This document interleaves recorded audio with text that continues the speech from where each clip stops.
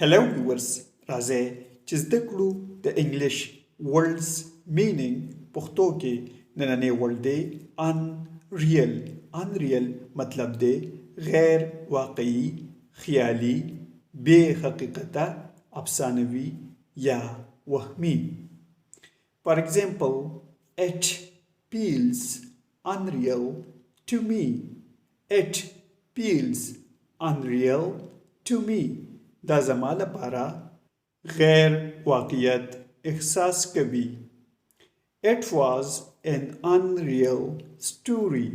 It was an unreal story. دا یوه غیر واقعي قصه وه. ویورز چینل سبسکرایب کړئ، ویډیو لایک کړئ او شیر یې هم کړئ. Thanks for watching this video.